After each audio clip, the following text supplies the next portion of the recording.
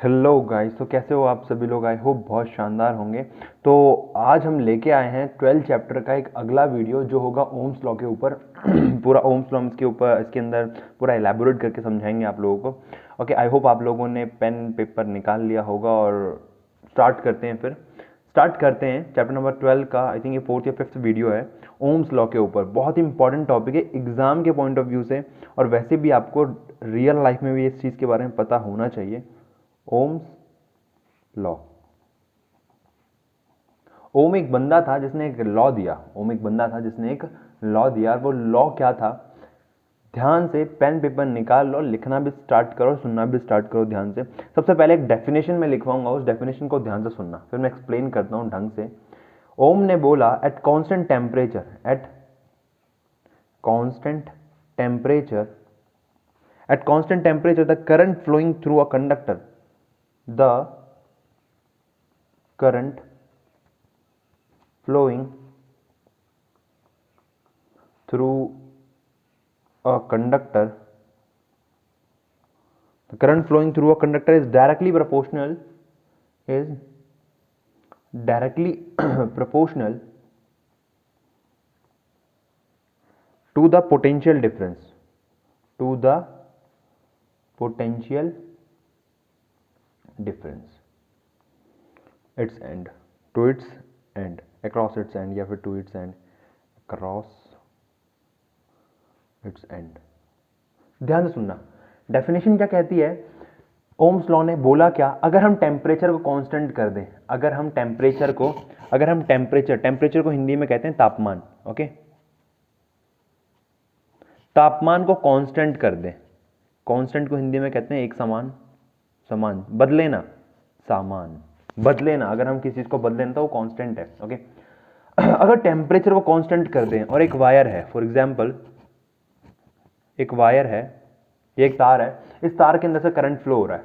Okay, इस wire के अंदर से करंट फ्लो हो रहा है। जितना इसके अंदर करंट फ्लो हो रहा है, आप लोगों को पता है करंट को आई से दिखाते हैं, करंट को आई से दिखाते हैं। करंट जो फ्लो हो रहा है इस वायर के अंदर, जितना करंट फ्लो हो रहा है, ओम ने बोला कांस्टेंट टेम्परेचर पे, अगर टेम्परेचर कांस्टेंट है तो किसी भी कंडक्टर के अंदर, कंडक्टर चालक के अंदर जिसके अंदर करंट फ्लो होता है, उसके अंदर जो करंट फ्लो हो रहा है वो डायरेक्टली प्रोपोर्शनल है।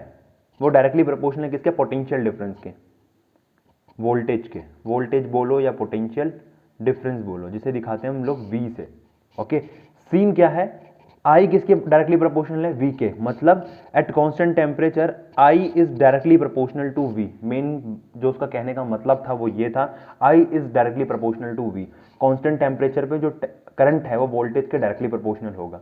डायरेक्टली प्रोपोर्शनल होता क्या है, छोटी सी चीज समझा रहा हूं, ध्यान से समझना। एक होता है प्रोपोर्शनल, डायरेक्टली प्रोपोर्शनल, एक होता है इनवर्सली प्रोपोर्शनल। एक होता है डायरेक्टली प्रोपोर्शनल और एक होता है इनवर्सली प्रोपोर्शनल। दोनों में डिफरेंस क्या है? फॉर एग्जांपल अगर ए डायरेक्टली प्रोपोर्शनल है बी के, ये होता है डायरेक्टली प्रोपोर्शनल, आमने सामने। ए डायरेक्टली प्रोपोर्शनल है बी के। इनवर्सली प्रोपोर्शनल थोड़ा उल्टा होता है, मतलब अपॉन में, अगर तुम बी बढ़ाओगे, बी की वैल्यू बढ़ाओगे, अगर यहाँ पे प्रोपोर्शनल का साइन होता है, ध्यान से चीज को समझना, छोटी सी चीज है। जब प्रोपोर्शनल का साइन हटता है तो एक कांस्टेंट लगता है। अब हम कोई भी फॉर्मूला होता है उसको हम इज इक्वल टू के रूप में सॉल्व करते हैं। तो A, for example A is equal to B हो गया, मैंने इज इक्वल टू का साइन हटा दी, प्रोपोर्शनल का साइन हटाया, इज इक्वल टू आ गया। यहाँ पे A is equal to B है।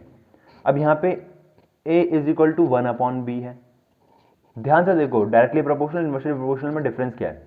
अब अगर मैं ए की वैल्यू बढ़ाऊंगा, ए को अगर मैं 1 पुट करूंगा तो बी भी 1 हो जाएगा। ए को अगर मैं 2 पुट करूंगा तो बी भी 2 हो जाएगा। ए को 3 पुट करूंगा तो बी भी 3 हो जाएगा। ए को 10 पुट करूंगा बी भी 10 हो जाएगा।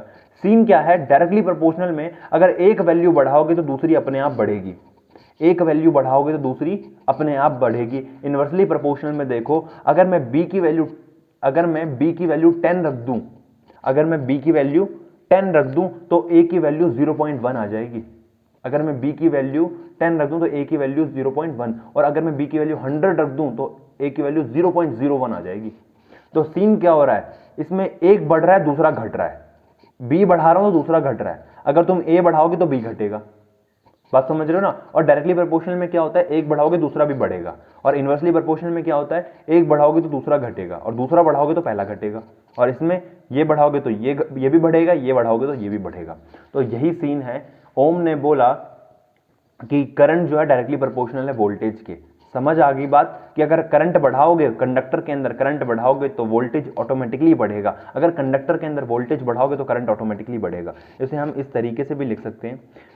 सिंपल सी चीज है, अगर I डायरेक्टली प्रोपोर्शनल है V के, अगर अगर 2 इंटू 3 6 होता है, 2 3 6 होता है, तो भाई याद रखो 3 2 भी 6 ही होता है। तो अगर I डायरेक्टली प्रोपोर्शनल है V के, तो V भी डायरेक्टली प्रोपोर्शनल होगा I के।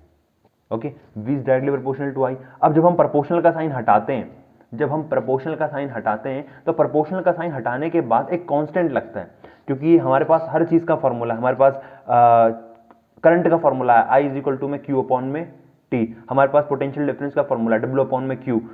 वैसे ही अब प्रोपोर्शनल के साइन में तो हम किसी क्वेश्चन को सॉल्व नहीं कर सकते, तो इसमें भी प्रोपोर्शनल का साइन हटने के बाद क्या आता है, V is equals to I into में R।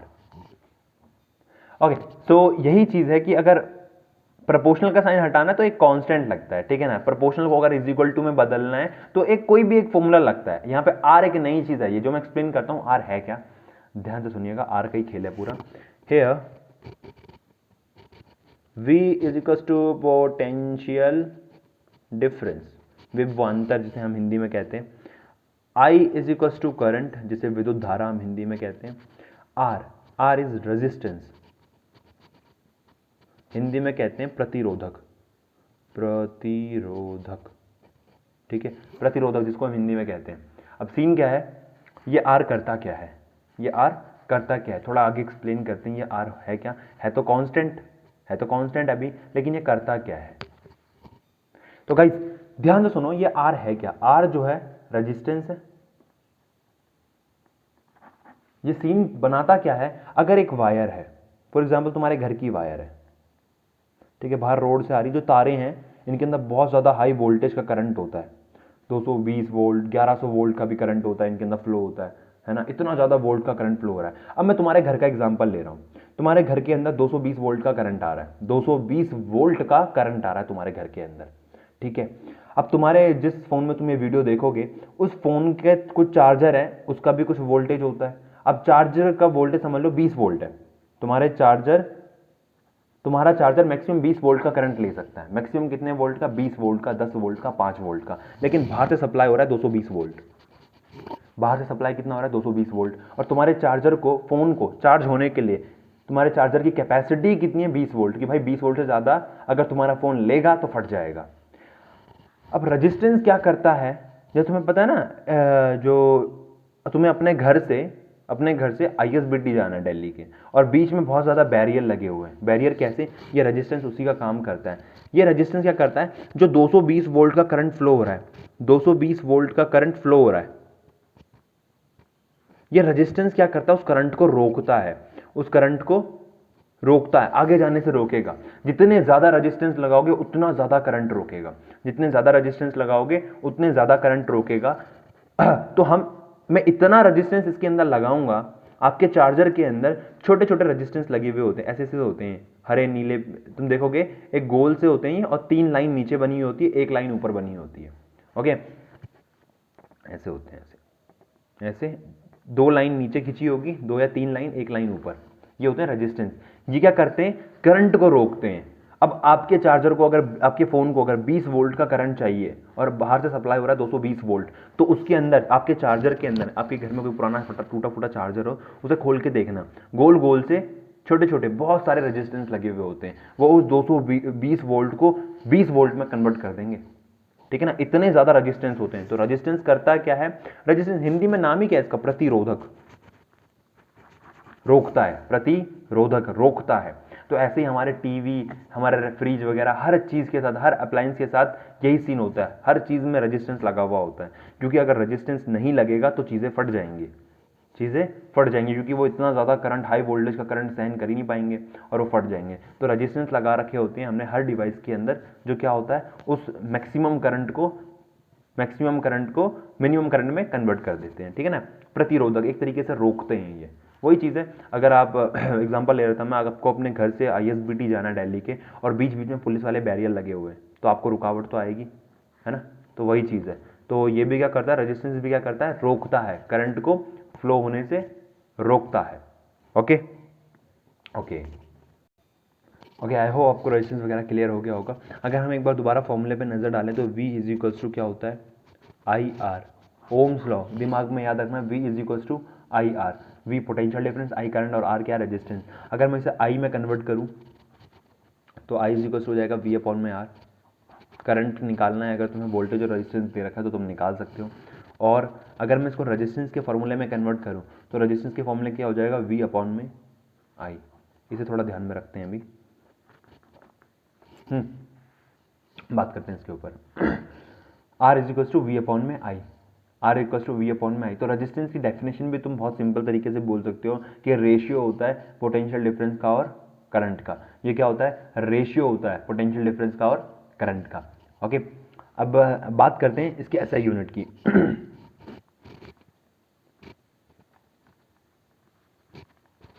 SI unit of resistance is ohm, OHM, ohm, OHM। ऐसा यूनिट क्या होती है रेजिस्टेंस की, ओम। ओम को दिखाते इससे ऐसे, ये सिंबल होता है ओम का, ये सिंबल होता है, ओम को दिखाते इस तरीके से। ओके ओके ओके, एग्जाम्पल के लिए ऐसे वैल्यूज लिख देता हूँ मैं यहाँ पे। R is equal to resistance, शायद किसी, फॉर एग्जाम्पल किसी कंडक्टर का 10 ओम है, तो हम ऐसे लिखेंगे 10 ओम। ठीक है, ये इसका सिंबल होता है ओम को दिखाने का, ये टेढ़ा सा, वैसे दिखाते ऐसे भी नहीं है, ऐसे से कुछ करते हैं, ऐसे कौन बनाए ऐसे। ठीक है, तो इस तरीके से ओम को दिखाते हैं।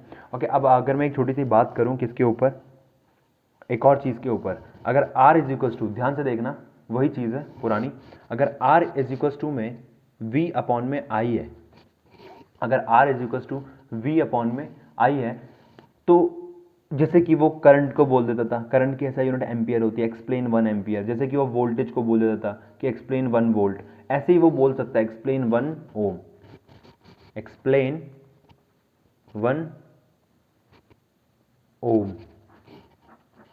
तो कैसे एक्सप्लेन करोगे 1 ओम को, तो 1 ओम इज इक्वल टू में 1 वोल्ट अपॉन में 1 एम्पियर, 1 एम्पियर। एक ओम रेजिस्टेंस कब होगा, एक ओम रेजिस्टेंस कब होगा, एक ओम रेजिस्टेंस तभी होगा जब पोटेंशियल भी 1 वोल्ट होगा, पोटेंशियल डिफरेंस भी 1 वोल्ट होगा और करंट भी 1 एम्पियर होगा। ठीक है, तो एक ओम रेजिस्टेंस तभी होगा जब पोटेंशियल भी 1 वोल्ट होगा और रेजिस्टेंस भी क्या, और करंट भी कितना होगा, 1 एम्पियर होगा। ओके, एक और छोटी सी चीज़, अगर इसको डेफिनेशन में लिखना है तो लिख लो, मैं बोल रहा हूँ। 1 ohm is the resistance of a conductor, 1 ohm, explain 1 ohm, 1 ohm is the resistance of a conductor such that when a potential difference of 1 volt, when a potential difference of 1 volt is applied of its end, a current of 1 ampere is applied of its end, a current of 1 ampere flow through it, flow through it. Okay, I hope आपको definition भी clear हो गई होगी। तो guys अगर मैं बात करूं ग्राफ के ऊपर, ग्राफ V और I का ग्राफ कैसा होता है, तो आप लोगों को पता है V डायरेक्टली प्रोपोर्शनल होता है I के, V क्या होता है, डायरेक्टली प्रोपोर्शनल होता है I के। तो भाई पता है किसी का भी जो डायरेक्टली प्रोपोर्शनल का ग्राफ होता है, जो डायरेक्टली प्रोपोर्शनल का ग्राफ होता है, वो पता कैसा होता है, ऐसा डायरेक्टली प्रोपोर्शनल। अगर कोई भी चीज किसी भी चीज के डायरेक्टली प्रोपोर्शनल है तो उसका ग्राफ ऐसे ही होगा। ठीक है ना, ध्यान से समझ लेना, ऐसे ही होगा। I इधर हो गया V, उनका ग्राफ ऐसे ही होगा। ठीक है, ठीक है ना। तो अगर पूछे ओम्स लॉ का ग्राफ बनाओ V और I का, तो ऐसे बना देना, बिल्कुल स्ट्रेट स्ट्रेट जाता है, डायरेक्टली प्रोपोर्शनल ग्राफ स्ट्रेट जाता है। और अगर नॉलेज के लिए ऐसे ही मैं बता दूं तुम्हें, इन्वर्सली प्रोपोर्शनल ग्राफ कैसे जाता है, तो इन्वर्सली प्रोपोर्शनल ग्राफ थोड़ा उल्टा जाता है, ऐसे। इन्वर्सली प्रोपोर्शनल ग्राफ ऐसा होता है, ये डायरेक्टली प्रोपोर्शनल के लिए है। VI की बात नहीं कर रहा मैं, कोई भी हो, कोई भी फॉर्मूले में कोई भी अगर डायरेक्टली प्रोपोर्शनल है उसका ग्राफ पूछ रहा है तो ऐसे बना देना, और इन्वर्सली प्रोपोर्शनल पूछ रहा है तो उसका ग्राफ ऐसे बना देना। ओके ओके, ठीक है ठीक है। अब बात करते हैं एक छोटी सी चीज़ में और कवर कर लेता हूँ इसके अंदर। हाँ, गुड कंडक्टर, रजिस्टर और इंसुलेटर क्या होते हैं? गुड कंडक्टर क्या होते हैं? गुड कंडक्टर क्या होते हैं? अच्छे चालक क्या होते हैं? देखो भाई, गुड कंडक्टर वही है जिनका रेजिस्टेंस कम है। गुड कंडक्टर वही है जिनका रेजिस्टेंस कम है। आपको उसी रूट पे गाड़ी चलाने में मज़ा आएगा जिसमें ट्रैफिक कम होगा। तो वही चीज़ है कि अगर एक वायर के अंदर बहुत ज़्यादा रेजिस्टेंस लगे हुए हैं, एक वायर है जिसके अंदर बहुत ज़्यादा रेजिस्टेंस लगे हुए हैं, तो उसके अंदर करंट फ्लो होगा ही नहीं। मैं यहाँ से फॉर एग्जांपल 220 वोल्ट का करंट सप्लाई कर रहा हूँ और यहाँ से 2 वोल्ट का करंट बाहर आ रहा है, तो क्या है ये बैड कंडक्टर है। फॉर एग्जांपल अगर मैं यहाँ से 220 वोल्ट का करंट डाल रहा हूँ और यहाँ से 200 वोल्ट का करंट आ रहा है, तो ये गुड कंडक्टर है। समझ रहे हो ना तुम? सीन क्या है कि गुड कंडक्टर वो है जिसका रेजिस्टेंस कम है। गुड कंडक्टर वो है जिसका रेजिस्टेंस कम होता है। ये कम का साइन है, ओके। जिसका रेजिस्टेंस कम होता है, नीचे को एरो, जिसका रेजिस्टेंस कम होता है वो गुड कंडक्टर होते हैं, ओके। जिनका प्रतिरोधक कम होता है वो अच्छे चालक होते हैं। सेकंड थिंग, एक होता है रजिस्टर्स। रजिस्टर्स को हिंदी में कहते हैं प्रतिरोध। प्रतिरोध क्या होता है? जिनका रेजिस्टेंस थोड़ा ज़्यादा होता है, जिनका रेजिस्टेंस हाई होता है, जिनका रेजिस्टेंस कंपैरेटिवली थोड़ा सा हाई होता है। पहले मैं गुड कंडक्टर के आपको एग्जांपल दे दूं। सिल्वर सबसे अच्छा वो है, कंडक्टर है। सिल्वर सबसे अच्छा कंडक्टर है क्योंकि उसका रेजिस्टेंस बहुत कम होता है। लेकिन अब चांदी की वायर बनाना, अगर चांदी की वायर बनाएंगे, हर कोई अफोर्ड कर नहीं सकता चांदी की वायर बनाना, तो चांदी की वायरें सबसे अच्छी होती है वैसे। उसके बाद कॉपर हो गया, लोग कॉपर की वायर बहुत प्रेफर करते हैं, एल्यूमिनियम की बनी वायर बहुत प्रेफर करते हैं। तो कॉपर हो गया, एल्यूमिनियम हो गया, सिल्वर हो गया, ये सारे क्या हैं? गुड कंडक्टर हैं। ये सारे क्या हैं? गुड कंडक्टर हैं। अब बात करते हैं रजिस्टर्स की। रजिस्टर्स क्या होते हैं? रजिस्टर वो होते हैं जिनका रजिस्टेंस थोड़ा ज़्यादा होता है, जिनका रजिस्टेंस थोड़ा ज़्यादा होता है। अगर मैं बात करूँ जिनका रजिस्टेंस थोड़ा ज़्यादा होता है, जैसे कि रजिस्टेंस कंपैरेटिवली थोड़ा सा ज़्यादा है, रजिस्टेंस जिनका कंपैरेटिवली थोड़ा सा ज़्यादा है, इसकी एग्जांपल में नाइक्रोम हो गया, इसका मैंगनीन हो गया, बहुत सारे हैं और भी जिनके रेजिस्टेंस कंपैरेटिवली थोड़ा ज़्यादा होता है, जिनको हम क्या बोलते हैं? रजिस्टर्स बोलते हैं। और तीसरी चीज़, इंसुलेटर। इंसुलेटर वो होते हैं जिनका रेजिस्टेंस ही इतना ज़्यादा होता है कि इधर से करंट सप्लाई करो उधर पहुंचेगा ही नहीं। इंसुलेटर, जैसे हम क्या कहते हैं? कुचालक, ठीक है ना। तो इंसुलेटर क्या होता है? जिनका रेजिस्टेंस बहुत बहुत ज़्यादा होता है तो करंट फ्लो होता ही नहीं, ओके। सो गाइज, आज के लिए इतना ही काफ़ी है। हमने इसके अंदर पूरा ओम्स लॉ कवर किया। अब अगली वीडियो में हम फार्मूला निकालेंगे, रेजिस्टिविटी पढ़ेंगे। अगली वीडियो में हम देखेंगे रेजिस्टेंस किस किस चीज़ के ऊपर डिपेंड करता है। आई होप आप लोगों को समझ में आ गया होगा ये, ठीक है। और समझ में आ गया है, होमवर्क मैं आप लोगों को सेंड कर दूंगा अभी ग्रुप पे। और बस फिर वीडियो देखो, पसंद आए लाइक करो, कोई डाउट हो कमेंट करके मुझसे पूछ सकते हो, या इंस्टाग्राम फेसबुक पे मेरे को पूछ सकते हो, डिस्क्रिप्शन में लिंक सेंड है, अपलोडेड है, ओके। ओके देन, नए हो तो सब्सक्राइब करो, अपने 10th क्लास के दोस्तों में भी शेयर करो वीडियो को, ओके।